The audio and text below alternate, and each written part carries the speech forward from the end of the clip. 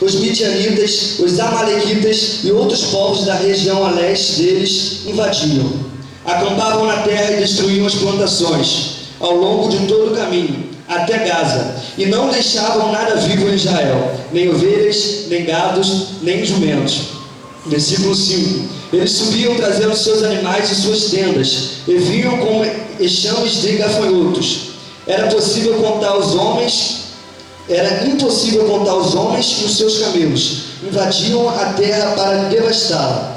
Por causa de Midian, Israel empobreceu tanto que os israelitas clamaram por socorro ao Senhor. Já oramos, mas feche seus olhos, vamos orar rapidamente. Senhor, meu Deus, meu Pai, Espírito Santo, pedimos que o Senhor nos conduza, Pai. Que a sua voz, Senhor, venha estar em nosso meio, ó Pai. Que possamos estar no centro da tua vontade, Senhor. E que nos mostremos a partir de então, ó Deus, um guerreiro na tua presença, apto para te louvar e fazer o teu ídolo. Em nome de Jesus, amém. Meu irmão, o contexto em que o povo de Israel se encontrava aqui está relacionado à liderança de homens, os chamados juízes.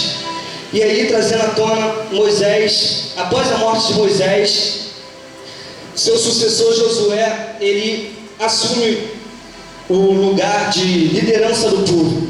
E debaixo da liderança de Josué, Israel ia seguindo os caminhos do Senhor certinho. E por todas as terras que eles passavam, eles conquistavam essa terra e subjugavam os povos que ali estavam. Porém, chega um momento em que Josué, ele também morre. Aos 110 anos, Josué, ele parte para o Senhor. E aí, surge então uma geração que só conhecia Deus de ouvir falar. Uma geração que não tinha experiências como seus ancestrais tinham. Uma geração perversa e pecadora.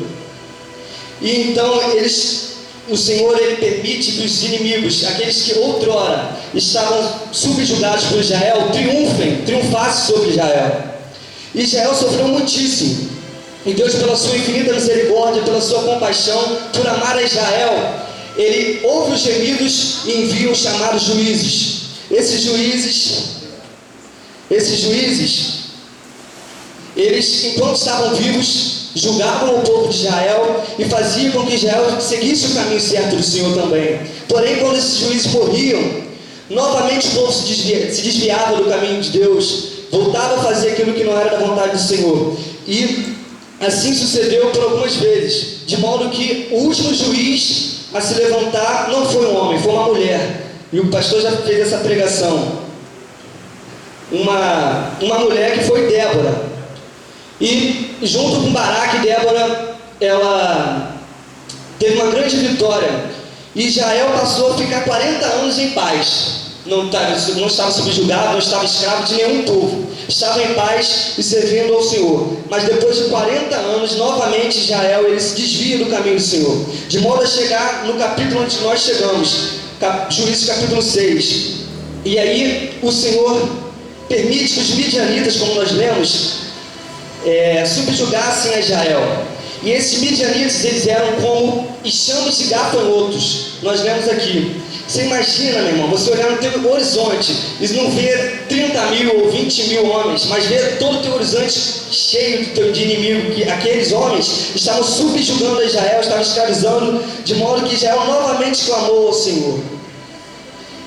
E aí, meu irmão, tudo que Israel plantava, os midianitas, juntamente com outros povos, eles destruíam tudo, não deixavam nada vivo. Israel não conseguia sair daquela situação. Israel estava numa situação tão decadente que nós lemos que os homens cavavam nas montanhas esconderijos.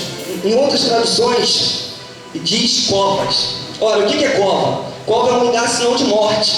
E esses homens, eles estavam repousando a sua cabeça, inclinando em um local de morte, para você ver qual a situação que eles estavam. Mas aí novamente, no versículo 6, eles clamam por socorro ao Senhor. Só que dessa vez o Senhor, ele não levanta um juiz, ele não levanta um homem. O próprio Deus, ele desce na terra para falar com o povo de Israel. No versículo 11 diz: então o anjo do Senhor veio e sentou-se sobre a grande árvore. Perceba, nós jovens aprendemos na escola dominical que quando a Bíblia fala anjo do Senhor no Velho Testamento, está relacionado à teofania, certo, pastor? Teofania, que é o ministério de Jesus no Velho Testamento. Isso significa, meu irmão, que o próprio Deus, ele se levantou, saiu do alto e sublime trono dele e se colocou a falar com o homem, Gideão.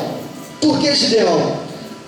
Simplesmente, meu irmão, porque enquanto todos os homens de Israel, eles estavam se colocando, se escondendo em covas nas montanhas, nas cavernas, Gideão estava em um local em que é usado para esmagar uvas. Só que ele estava malhando trigo. Perceba, uva na Bíblia simboliza a alegria. Ao invés de ele estar como os homens de Israel estavam em uma situação sem esperança, ele se mostrava um homem em que estava na alegria do Senhor. E existe a necessidade de nós hoje estarmos na alegria do Senhor, porque daí vem a nossa força. Levante sua mão e diga glória a Deus. E aí o Senhor prova a Israel no primeiro teste. Existem 2 testes que eu quero falar aqui. O primeiro teste, repita comigo, é o teste de covardia. Repita, por favor. Covardia. Teste de covardia, ou então teste de valentia. Por quê? Gideão, ele se coloca neste lugar e o Senhor vê essa valentia de Gideão. Ele vê que ele foi o único, foi a raridade em meio a todo o povo, em meio a todos aqueles homens, a se colocar em um local em que ele não temeu o inimigo, não ficou escondido, ele se colocou em um local de alegria, meu irmão. E aí ele se mostra pronto, se mostra valente para o Senhor. E aí, vamos ler agora, acompanhe no seu versículo 11. Então o anjo do Senhor veio e sentou-se sobre a grande árvore de Ofra, que pertencia a ao Abiezerita Joás. Gideão, filho de Joás, estava malhando o trigo num tanque de prensar uvas, para escondê-lo dos midianitas. Então o anjo do Senhor apareceu a Gideão e lhe disse: o Senhor está com você, poderoso guerreiro. Ah, Senhor, Gideão respondeu, se o Senhor está conosco, por que acontece tudo isso? Onde estão todas as suas maravilhas que os nossos pais nos contam, quando dizem, não foi o Senhor que nos tirou do Egito? Mas agora o Senhor nos abandonou e nos entregou nas mãos de Midian. Versículo 14. O Senhor se voltou para ele e disse, com a força que você tem, vai libertar Israel das mãos de Midian. Não sou eu quem o está enviando? Ah, Senhor, respondeu Gideão, como posso libertar Israel? Meu clã, ou em outras traduções, minha família, é o menos importante de Manassés, e eu sou o menor da minha família. Eu estarei com você, respondeu o Senhor, e você derrotará todos os midianitas como se fossem um só homem. E Gideão prosseguiu, se de fato posso contar com o teu favor, dá-me um sinal de que és tu que estás falando comigo. Peço-te que não vás embora até que eu volte e traga a minha oferta e coloque diante de ti. E o Senhor respondeu, esperarei até você voltar. Gideão foi para casa, preparou um cabrito e com uma roupa de farinha fez pães sem fermento. Pôs a carne num cesto e o caldo numa panela. Trouxe-os para fora e ofereceu-os a ele sob a grande árvore. Versículo 20. E o anjo do Senhor, Deus lhe disse, apanhe a carne e os pães sem fermento, ponha-os sobre esta rocha e derrame o caldo. Gideão assim o fez. Com a ponta do cajado que estava em sua mão, o anjo do Senhor tocou a carne e os pães sem fermento. Fogo subiu da rocha, consumindo a carne e os pães, e o anjo do Senhor desapareceu. Meu irmão, perceba que Gideão, ele pertencia à menor das famílias da tribo de Manassés. E dessa menor da família ele se sentia um menor. Ele sentia um nada, mas Deus, ele enxergou dentre todos os homens de Israel, em Gideão, um potencial. Você pode agora estar sentindo um Zé Ninguém, um nada, devido à sua situação, mas meu irmão, Deus enxerga o teu potencial. E se hoje você está aqui, é porque Ele escolheu a você, e vê que você é um valente, se mostra um valente, aleluia.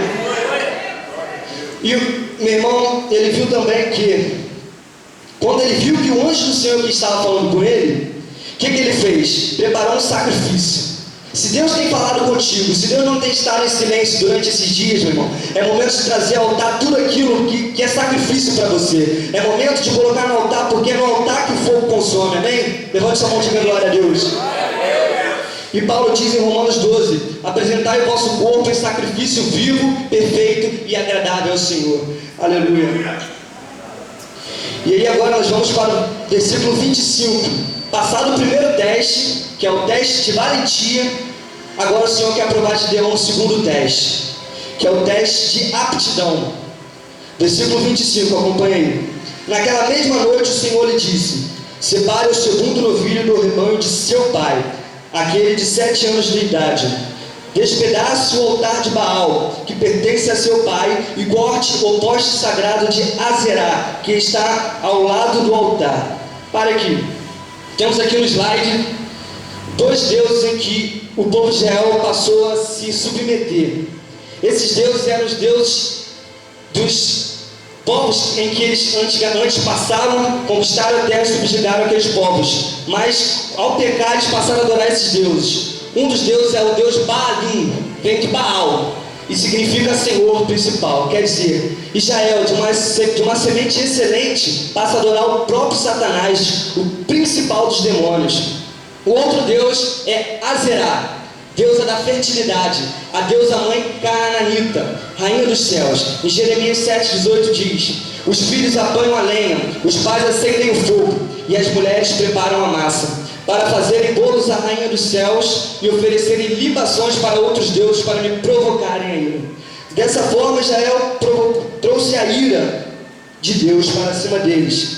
Mas Gideão, seguindo no versículo 26, faz o seguinte: Deus manda Gideão fazer: depois faça um altar para o Senhor, o seu Deus, no topo desta elevação. Ofereça o segundo novilho em holocausto com a madeira do poste sagrado que você irá cortar. Assim, Gideão chamou 10 dos seus servos e fez como o Senhor lhe ordenara. Mas com medo da sua família e dos homens da cidade, fez tudo de noite e não durante o dia. Versículo 28.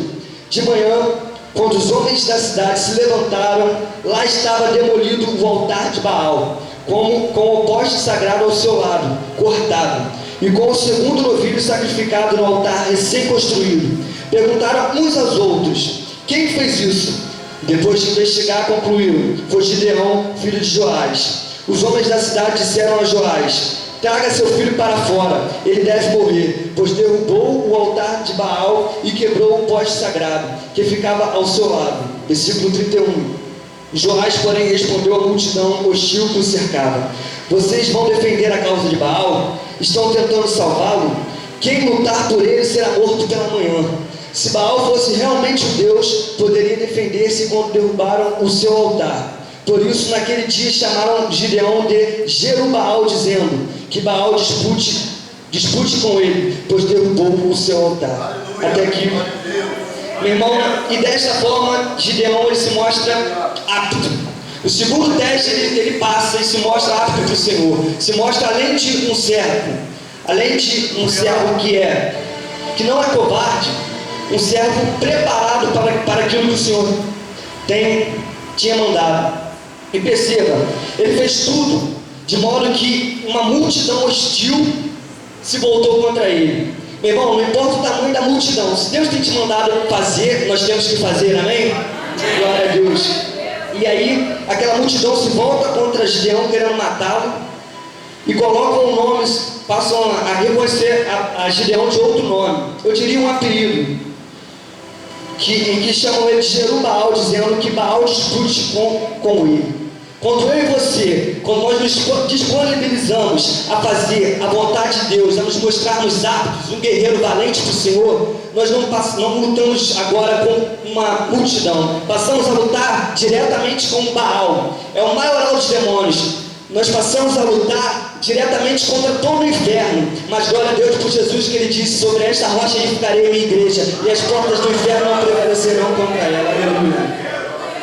E neste contexto em que os israelitas se voltam contra Gideão, os inimigos se colocam em posição de guerra. Vamos acompanhar no versículo 33. Neste meio tempo, todos os midianitas, amalequitas e outros povos que vinham do leste uniram seus exércitos, atravessaram o Jordão e acamparam no vale de Jezreel. Então o Espírito do Senhor apoderou-se de Gideão, e ele, com toque de trombeta, convocou os abiesritas para segui-lo. Enviou mensageiros a todo o Manassés, chamando-os às armas. Repita, chamando-os às armas. E também a Áser, a Zebulon e a Naftali, que também subiram ao seu encontro.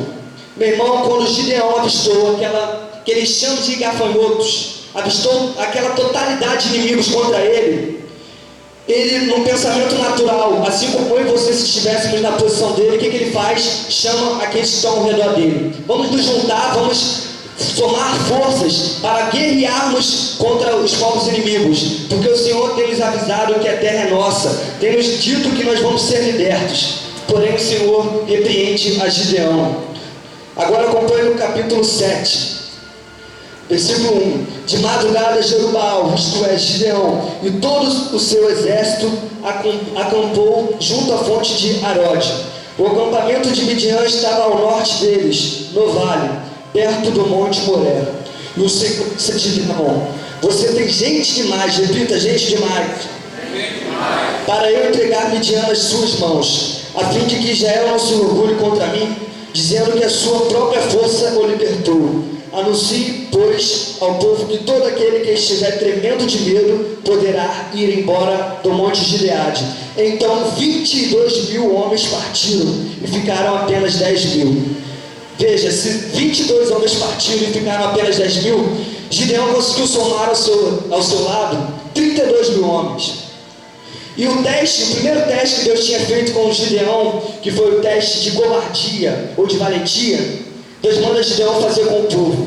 Gideão, Deus fala: mande que volte todos aqueles que não têm o mesmo espírito que você, todo aquele que não tem fé assim como você tem, todos aqueles que não forem valentes como você é. E voltaram 2/3 em média do povo que Gideão tinha. Ora, se ele olhava para o horizonte e via tudo tomado de inimigo, não vai ser 32.000 homens que vão conseguir derrotar aquele exército. Pela matemática, Gideão já estava fragilizado.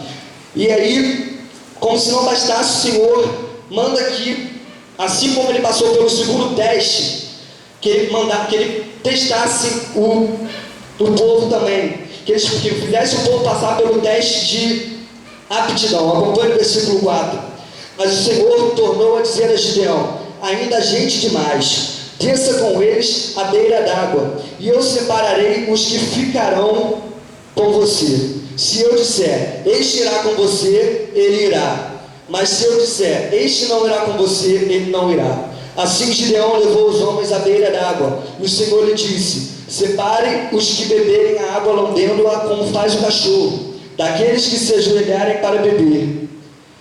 Se o número dos que lamberam a água levando-a com as mãos à boca foi de 300 homens, todos os demais se ajoelharam para beber. O Senhor disse a Gideão: com os 300 homens que lamberam a água, livrarei vocês e entregarei os midianitas nas suas mãos. Mande para casa todos os outros homens. Gideão mandou os israelitas para suas tendas, mas reteve os 300. E estes ficaram com as provisões e as trombetas dos que partiram. De 32.000 homens, sobram apenas 300. 32.000 homens. Se eu tirar 10%, 3.200, certo? 3.200 homens. Se eu quiser 1% de 32.000, dá 320 homens. Veja que com Gideão não sobrou nem 1%, meu irmão. Mesmo assim ele venceu. E o que eu tenho para te dizer é que 100% do inferno não vai ser capaz de tirar nem 1% daquilo que o Senhor tem para você. Amém? Glória a Deus. E aí o Senhor separou estes 300. Continuando a leitura no versículo 9. O acampamento de Midian ficava abaixo deles, no vale. Naquela noite o Senhor disse a Gideão: levanta-se e desça ao acampamento, pois vou entregá-lo nas suas mãos. Se você está com medo de atacá-los, desça ao acampamento com o seu servo Pura, e ouça o que estiverem dizendo. Depois disso você terá coragem para atacar. Então ele e o seu servo Pura desceram até os postos avançados do acampamento. Os midianitas, os amalequitas e todos os outros povos que vinham do leste haviam se instalado no vale. Eram numerosos como nuvens de gafanhotos. Assim como não se pode contar a areia da praia, também não se podia contar os seus camelos. Gideão chegou bem no monte em que um homem estava contando o seu sonho a um amigo. Tive um sonho, dizia ele. Um pão de cevada vinha rolando dentro do acampamento midianita e atingiu a tenda com tanta força que ele tombou e se desmontou.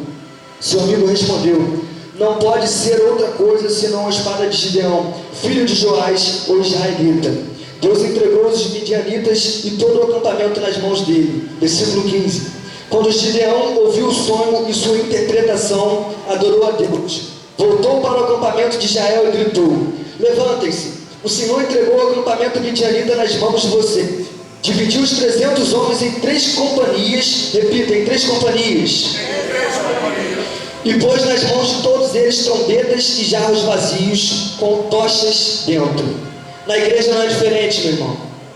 Gideão separou os 300 que ele tinha em 3 companhias. Na igreja nós temos departamentos do Ministério de Louvor, temos departamentos do Grupo Jovem e assim por diante, das mulheres. E quanto mais eu estiver envolvido nessas linhas de frente, menor será a chance do mundo me envolver naquilo que ele tem. Se eu já estiver envolvido com o que Deus tem para mim, certamente não vou precisar me envolver com nada do mundo. Interessante dividiu os 300 homens em 3 companhias e pôs nas mãos deles trombetas e jarros vazios. Em outras traduções diz cântaros vazios com tochas dentro.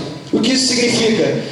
De um lado, em uma mão você vai ter que ter a trombeta, que é o teu louvor a Deus. Esta é uma arma espiritual para se vencer. E da outra você vai ter cântaros vazios. Mas por que vazios?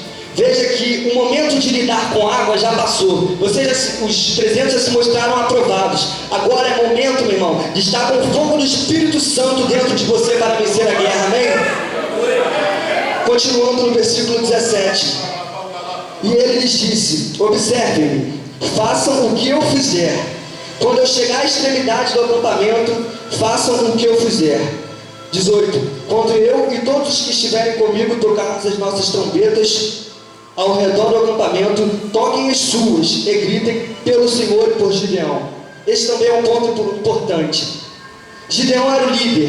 Aqui nós temos o líder do pastor. E Gideão mandou que observassem aquilo que ele fizesse. Nós, como discípulos do Senhor e como discípulos do pastor, temos que observar as atitudes do pastor. Se o pastor vai por um caminho, se o pastor tem uma visão, nós temos que seguir esta visão, porque senão nós não somos valentes, nós não pertencemos aos 300 que foram com Gideão. E aí eles gritaram pelo Senhor e por Gideão. Eu e você, nós obreiros, temos que fazer o seguinte: quando estivermos em frente de batalhas, temos que gritar pelo Senhor e pelo pastor. Os que compõem o ministério do louvor, a linha de frente do louvor, tem que gritar pelo Senhor, pelo pastor e pela líder Nilce. Os que compõem o grupo jovens têm que gritar pelo Senhor, pelo pastor e pela líder Carla. E assim por diante em todos os departamentos. Precisamos honrar aqueles que são líderes. Precisamos honrar aqueles que já foram aprovados pelo